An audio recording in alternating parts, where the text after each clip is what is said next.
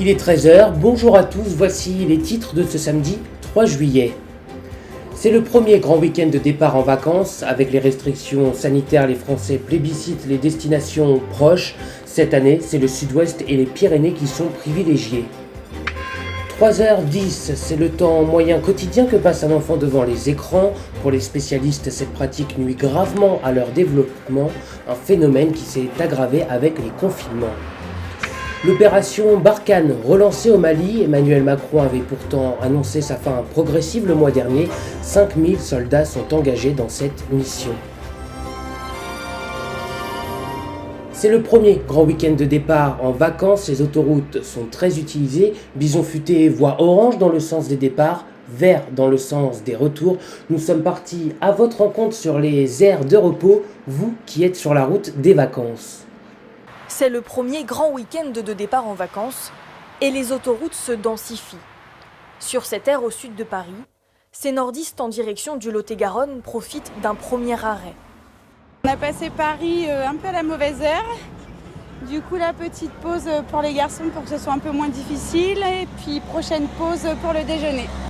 À côté, le pique-nique est déjà entamé par ce groupe de touristes en route pour le château de Chambord. C'est vraiment notre première grande sortie. Pour assurer la sécurité des vacanciers sur les autoroutes, ce patrouilleur dans son camion jaune sillonne l'A10 et la 71, deux liaisons nord-sud prisées en période estivale. Il signale en temps réel les incidents de circulation. Donc on mettra tout en œuvre pour que tout se passe bien et que les vacanciers puissent partir sereins en vacances. Sur ces premiers départs, on va plus faire face à des trafics en accordéon, puisqu'on peut passer d'un trafic très fluide à 130 km/h et tout d'un coup à un point d'arrêt sur quelques centaines de mètres et puis repartir. Bison futé annonce un week-end encore plus chargé la semaine prochaine. La grève continue aux aéroports de Paris. Depuis hier, les salariés du groupe ADP réclament le retrait d'un plan de modification des contrats de travail. Nous retrouvons en direct de l'aéroport d'Orly Sébastien Thomas.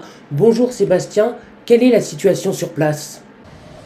Oui, en tout cas, il faut vraiment anticiper si jamais vous devez vous rendre soit à Roissy, soit à Orly pour prendre l'avion en ce grand week-end, parce que depuis 3 jours, il y a une grève d'une partie des salariés d'aéroports de Paris qui dénoncent un plan de suppression ou de baisse de certaines primes, conséquence des manifestations ont eu lieu, qui ont engendré des retards hier, et ça devrait être encore le cas aujourd'hui. Du coup, l'accès aux aéroports sera compliqué. Il y a déjà les mesures de contrôle sanitaire qui sont compliquées, et puis en plus, faute de personnel suffisant, l'embarquement doit prendre du temps, donc prenez vos dispositions pour partir en vacances en toute sérénité. Merci beaucoup Sébastien Thomas en direct de l'aéroport d'Orly dans le Val-de-Marne. Avec les restrictions sanitaires, les Français privilégient les destinations sur le territoire et cette année, c'est le Sud-Ouest avec les Pyrénées qui sont privilégiés. Exemple en Ariège avec Guillemette Allard. À Arignac en Occitanie, les propriétaires de ce gîte se dépêchent pour terminer les derniers préparatifs avant l'arrivée des vacanciers.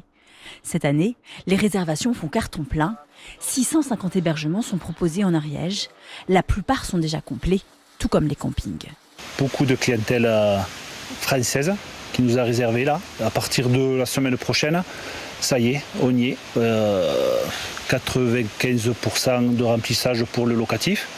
Et après, à partir du 14 juillet, on est à 100% jusqu'à fin août. Niché au cœur des Pyrénées, le département attire les citadins français par la richesse de ses activités sportives et nature.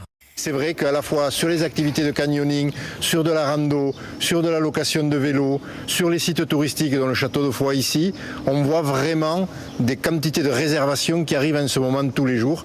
Et franchement, ça nous donne le sourire. Voilà. Yes ! Clou de l'été, le 13 juillet, les vacanciers pourront même applaudir les coureurs du Tour de France qui passera par Tarascon-sur-Ariège lors de la 16e étape. 3h10, c'est en moyenne le temps que passe un enfant devant les écrans chaque jour. Pour les spécialistes, ce phénomène nuit gravement à la santé et au développement des jeunes enfants. Martin Cowell et Marion Huguette nous expliquent. Quand cette mère de famille allume la télé, sa fille est comme hypnotisée par l'écran. Dès qu'elle arrête de regarder l'écran, elle dit qu'elle s'ennuie, c'est ça ? Elle a décidé de consulter une pédiatre spécialiste de la surexposition aux écrans, car la télévision coupe la relation avec sa fille. Elle pleurait parce que je ne voulais pas lui mettre la télé. Tiana peut rester devant l'écran plus de 3 heures par jour. et même pendant les repas. Comme Tiana, de nombreux enfants sont devenus accros aux écrans, de la télé au smartphone de leurs parents, en passant par tous les contenus disponibles sur Internet. Vous avez des dessins animés qui ne s'arrêtent jamais et les enfants sont complètement accros malgré eux parce que les algorithmes sont faits exprès pour qu'ils soient complètement dépendants. Tous les lundis matins depuis fin 2019, cette pédiatre reçoit ses enfants touchés par cette addiction et les confinements de l'année 2020 ont aggravé leurs troubles. Selon une étude, les enfants de 6 à 12 ans ont passé 7 heures par jour en moyenne devant un écran lors du premier confinement. C'est 3 à 4 fois plus que d'habitude. J'ai vu des situations dramatiques où l'enfant est gardé 3 heures le matin, 3 heures l'après-midi devant l'écran avec un parent qui ne peut pas faire autrement. À court terme, un temps trop long passé devant les écrans cause des troubles du sommeil et de l'attention. Dans son cabinet, ce pédiatre installé en ville est le témoin des conséquences à long terme d'une surexposition aux écrans. Souvent, c'est des gosses qui ont un vocabulaire faible, pauvre, disons. Le Haut Conseil de santé publique préconise l'absence totale d'écran jusqu'à 2 ans.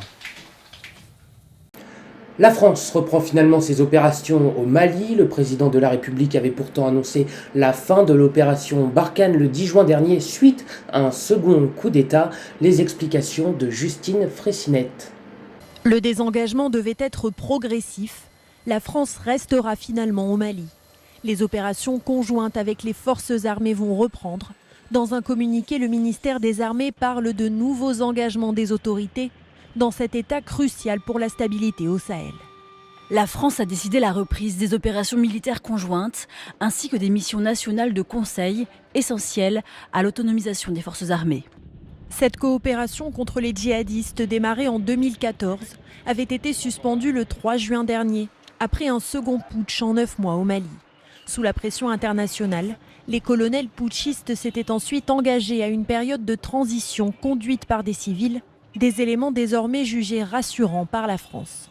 L'opération Barkhane, mobilisant plus de 5000 hommes au Sahel, laissera tout de même place à un dispositif resserré, dédié à la lutte antiterroriste, l'opération Takuba, un groupement de forces spéciales européennes créé à l'initiative de Paris pour accompagner les unités locales au combat. Du sport pour terminer la 8e étape du Tour de France reliée aujourd'hui Oyonnax et le Grand Bornand, une étape en haute montagne, Jules Longchamp. Ça y est, le Tour de France s'attaque à la haute montagne et met le cap sur les Alpes. Départ prévu tout à l'heure à 13h10 depuis Oyonnax. Les coureurs prendront ensuite la direction de la Haute-Savoie. Au programme, 5 ascensions, dont 3 classées en première catégorie avant l'arrivée au Grand Bornand. C'est ici que Julian Alaphilippe s'était imposé il y a 3 ans. On devrait donc assister à la première passe d'armes entre les grimpeurs sur cette 8e étape longue de 150 km. Hier, c'est un jeune Slovène de 26 ans, Matej Mohoric, qui s'est imposé en solitaire. Mais la bonne opération, elle a été effectuée par le leader Mathieu Van Der Poel, qui a conforté son maillot jaune avec 30 secondes d'avance sur le second au classement général. La surprise, elle est venue des favoris comme Tadej Pogačar ou Primož Roglič qui ont été distancés, mais avec la montagne, tout peut encore changer. Arrivée prévue cet après-midi aux alentours de 17h. C'est la fin de cette édition, merci pour votre fidélité. Je vous donne rendez-vous à 20h pour un nouveau journal. Très bon après-midi à toutes et à tous, à ce soir.